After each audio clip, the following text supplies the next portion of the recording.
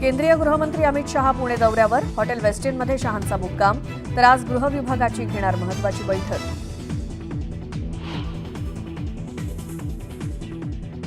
भाजपचे आमदार सुरेश धस घेणार संतोष देशमुखांच्या कुटुंबियांची भेट. अन्नत्याग आंदोलनाच्या पार्श्वभूमीवर ग्रामस्थांशी साधणार संवाद. नाशिकमध्ये आज सकल हिंदू समाजाचं आंदोलन. अनधिकृत थडगी न हटवल्यास समोरच मंदिर उभारण्याचा इशारा. पोलिसांकडून जमावबंदीचे आदेश.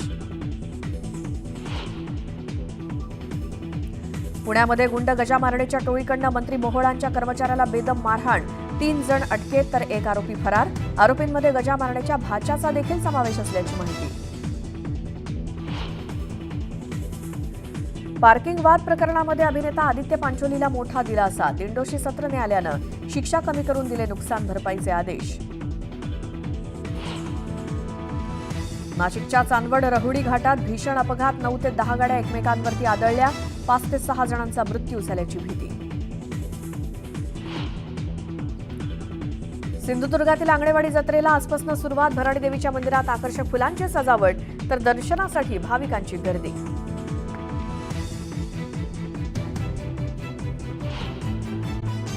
तर हडपसरमधील विठ्ठल तुपे सभागृहात दुपारी 3 वाजता जनता सहकारी बँकेच्या हिरक महोत्सवी वर्षाच्या समारोपाला अमित शहा उपस्थित राहणार आहेत.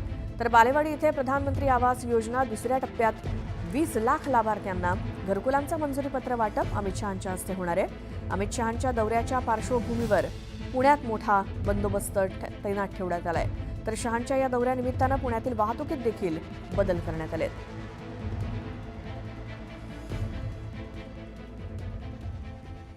आता पाहूयात सकाळच्या 100 बातम्या. दिल्लीतील मराठी साहित्य संमेलनाच्या उद्घाटन प्रसंगी पंतप्रधान मोदी आणि शरद पवार एकत्र दिसले. दीप प्रज्वलनादरम्यान मोदींनी पवारांना पुढे बोलावून त्यांचा हात धरून दीप प्रज्वलन केलं. काँग्रेसचे माजी आमदार सहस्राम कोरोटेंच्या पक्षप्रवेश सोहळ्यात एकनाथ शिंदेंनी जोरदार फटकेबाजी केली. वाघाचं कातडं पांघरून लांडगा वाघ होत नाही असं म्हणत मुख्यमंत्री एकनाथ शिंदेंनी उद्धव ठाकरेंना टोला लगावला. आधे इधर आधे उधर, मागे कोणीच नाही अशी उभाटाची परिस्थिती झाल्याचं शिंदे म्हणाले. विधानसभेत लाडक्या बहिणींमुळे नाही तर साधू संतांमुळे भाजपचा विजय झाला असं विधान नरेंद्र महाराजांनी केलं होतं. दरम्यान साधू संतांचा हातभार लागला हे खरंय, मात्र निवडणुकीतल्या विजयात लाडक्या बहिणींचा हातभार नव्हता असं म्हणणं चुकीचं आहे असं प्रत्युत्तर प्रवीण दरेकरांनी दिलं.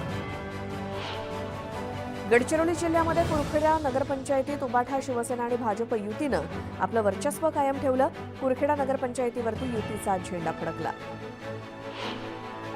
मंत्रिपद गेल्याची कोणतीही खंत मनात नसल्याचं स्पष्टीकरण भाजपचे नेते सुधीर मुनगंटीवारांनी दिलं. पक्षानं मला भरभरून दिलंय, आमदार म्हणून जनतेची सेवा करण्याचा अधिकार दिलाय असं मुनगंटीवार म्हणाले. कोरेगाव भीमा शरद पवारांनी उद्धव ठाकरेंनी पत्र लिहिलंय.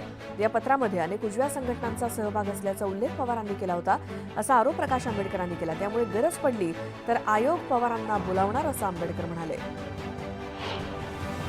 फ्लॅट जप्ती आणि फसवणूक प्रकरणाला 1999 मध्ये माणिकराव कोकाटे यांनी दिवाणी न्यायालयात आव्हान दिलं होतं. 2004 मध्ये दिवाणी न्यायालयाचा निकाल कोकाटेंच्या बाजूने लागला होता आणि त्या निकालाचा आधार घेतल्यास कोकाटेंना दिलासा मिळण्याची शक्यता आहे.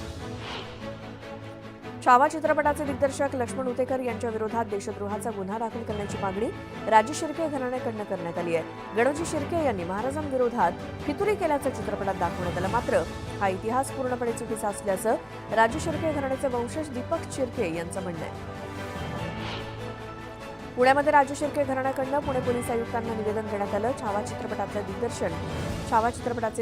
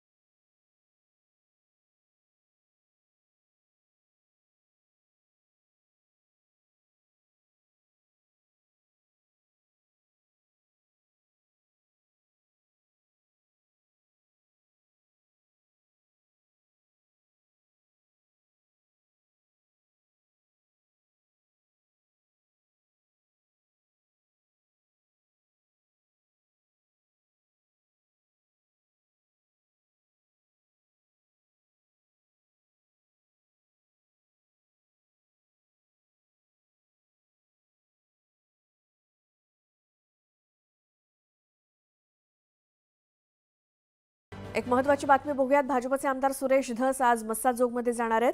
मस्साजोगमध्ये जाऊन ते संतोष देशमुख यांच्या कुटुंबियांची भेट घेणार आहेत। संतोष देशमुख यांच्या हत्या प्रकरणातील आरोपी कृष्णा आंधळे अद्यापही फरार आहे।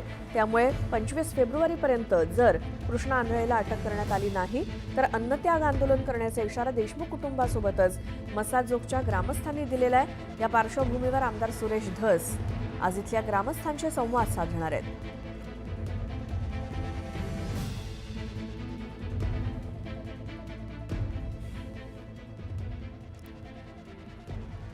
पुन्हा पाहूयात सकाळच्या 100 बातम्या।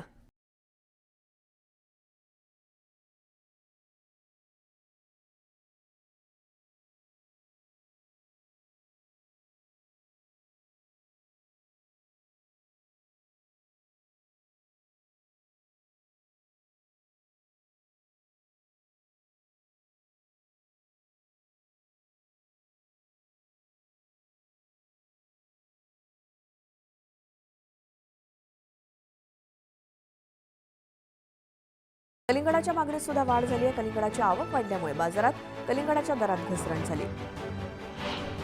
पंतप्रधान आवास योजनेच्या ग्रामीण टप्पा 2 अंतर्गत सातारा जिल्ह्याच्या प्रतीक्षा यादीतील 36,000 घरकुलांना मंजुरी मिळाली आहे। त्यामधील 25,000 लाभार्थ्यांना घरकुलाचा पहिला हप्ता मिळणार आहे। यासाठी जिल्हा परिषद कार्यालयात कार्यक्रम होणार आहे।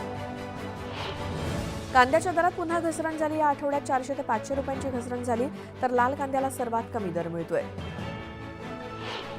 येत्या खरीप हंगामात देशात पावसाचं प्रमाण चांगलं राहण्याचा अंदाज व्यक्त केल्यामुळे ऊसाचं उत्पादन वाढण्याची शक्यता आहे। परिणामी साखर उत्पादनात वाढ होणार असून साखर निर्यातीला अच्छे दिन येणार आहेत। राज्यातल्या बाजार समित्यांमध्ये 4,364 क्विंटल मक्याची आवक झाली, तर 2,125 रुपये प्रति क्विंटल दर मिळाला। चाळीसगाव बाजार समितीमध्ये पिवळ्या मक्याची 1,400 क्विंटल आवक झाली, त्याला 1,950 रुपयांचा दर मिळतोय। राज्यातील बाजार समितीत सोयाबीनची आवक घटली। 39,000 क्विंटल सोयाबीनची आवक झाली असून सोयाबीनला 3,900 रुपयांचा दर मिळाला। बाजारातील दरात सातत्यानं होणाऱ्या घसरणीमुळे शेतकऱ्यांचा अल्प प्रतिसाद दिसून येतोय। अमरावती जिल्हा सार्वजनिक बांधकाम विभागात काम करणाऱ्या कंत्राटदारांचे 2700 कोटी रुपये गेल्या अनेक महिन्यांपासून सरकारकडे थकीत आहेत। या विरोधात कंत्राटदारांनी मुख्य अभियंता कार्यालय परिसरात भजन कीर्तन करत निषेध नोंदवला। लातूर जिल्हा सत्र न्यायालयासमोर लातूर जिल्हा वकील मंडळाच्या वतीनं धरणं आंदोलन करण्यात आलं। मराठवाड्यातील दुसरं स्वतंत्र विभागीय महसूल आयुक्तालय लातूरमध्ये तयार करावं अशी मागणी आंदोलकांनी केली। पंढरपूर तालुक्यातील शेतकऱ्यांनी पंढरपूर पाटबंधारे विभागासमोर बेमुदत आंदोलन सुरू केलं। रब्बी हंगामातील दुसरं आवर्तन 25 फेब्रुवारीपासून सोडण्यासोबतच विविध मागण्यांसाठी हे आंदोलन करण्यात आलं। जळगावच्या मुक्ताईनगरमध्ये आदिवासी कोळी समाजानं रास्ता रोको आंदोलन केलं। जात प्रमाणपत्र मिळत नसल्यामुळे आदिवासी समाज आक्रमक झाला। शेतकऱ्यांच्या विविध मागण्यांसाठी परभणीमध्ये स्वाभिमानी शेतकरी संघटनेकडनं गोदावरी नदीपात्रात उपोषण सुरू करण्यात आलं होतं। जिल्हाधिकाऱ्यांसोबत झालेल्या चर्चेनंतर हे उपोषण मागे घेण्यात आलं। दरम्यान जमावबंदीचा आदेश धुडकावल्याप्रकरणी स्वाभिमानीच्या जिल्हाध्यक्षांसह 6 जणांवरती गुन्हा दाखल करण्यात आला। छत्रपती संभाजीनगरमध्ये 10वीच्या परीक्षेतील कॉपी रोखण्यासाठी शाळेनं अनोखी शक्कल लढवली। पैठण तालुक्यातील जायकवाडी उत्तरमधील शाहू विद्यालयानं शाळेच्या चारही बाजूनं मोठी चर खोदली। शाळेतील खिडकीतनं कोणी कॉपी टाकू नये यासाठी ही चर खोदण्यात आली आहे। येवल्याच्या अंदरसूल शाळेच्या केंद्रावरती काही तरुण बाहेरून कॉपी पुरवण्यासाठी धडपड करत होते, मात्र मीडियाचे कॅमेरे पाहताच या तरुणांनी धूम ठोकली। परीक्षा केंद्रावरती पोलीस बंदोबस्त नसल्यामुळे कॉपी पुरवणाऱ्यांची गर्दी दिसून आली। राष्ट्रवादी काँग्रेसचे शिक्षक आमदार विक्रम काळेंनी धाराशिवमध्ये 12वी परीक्षा केंद्राला भेट दिली। दरम्यान यावेळी फोटो काढत त्यांनी सोशल मीडियावरती पोस्ट केलेत। परीक्षा केंद्रावरती फोटो सेशन केल्यामुळे नव्या वादाला तोंड फुटलंय। 10वीच्या परीक्षेच्या पहिल्याच दिवशी यवतमाळच्या महागावमध्ये मराठीचा पेपर फुटल्याचं समोर आलं। पेपरचे फोटो सोशल मीडियावरती व्हायरल झाले। शिक्षण विभागाकडनं चौकशी सुरू करण्यात आली आहे। जालन्याच्या बदनापूरमध्ये 10वीचा मराठीचा पेपर फुटल्याची धक्कादायक माहिती समोर आली। पेपर सुरू झाल्यानंतर काही वेळात प्रश्नपत्रिका लीक झाली। शहरातील झेरॉक्स सेंटरमधून प्रश्नपत्रिकेच्या प्रिंट काढून विद्यार्थ्यांना त्या पुरवण्यात आल्या। जालना जिल्ह्यातील मंठा तालुक्यात 10वीच्या परीक्षा केंद्रावरती कॉपी पुरवण्यासाठी तोबा गर्दी झाल्याचा प्रकार समोर आला। मंठाच्या तळणी येथील जिल्हा परिषद हायस्कूलमध्ये हा प्रकार घडला। दरम्यान या गर्दीपुढे पोलीस सुद्धा हतबल झाले होते। जालन्यामध्ये 10वीचा पेपर फुटला नसल्याचं स्पष्टीकरण बोर्डाचे अध्यक्ष शरद गोसावींनी दिलं। जालन्यात प्रश्नपत्रिका व्हायरल झाली नसून प्रश्नपत्रिकेशी संबंधित नसलेला एक अन्य पेपर व्हायरल झालाय असं गोसावी म्हणाले. जळगावमध्ये 10वीच्या परीक्षेच्या पहिल्याच दिवशी कॉपीमुक्त अभियानाचा फज्जा उडाला. अनेक केंद्रावरती कॉपी पुरवली जात असल्याचा प्रकार समोर आला. परीक्षा केंद्रावरती मोठा बंदोबस्त असताना सुद्धा कॉपी पुरवण्यासाठी कॉपी बहाद्दरांनी परीक्षा केंद्राबाहेर गर्दी केली होती. जळगाव शहरातील अनेक परीक्षा केंद्रावरती कॉपी पुरवली जात असल्याचा व्हिडिओ समोर आला. ज्या परीक्षा केंद्रावरती कॉपी पुरवली गेली त्यांचा शोध घेऊन संबंधित शाळांवर कारवाई करणार असल्याचा इशारा शिक्षणाधिकाऱ्यांनी दिला.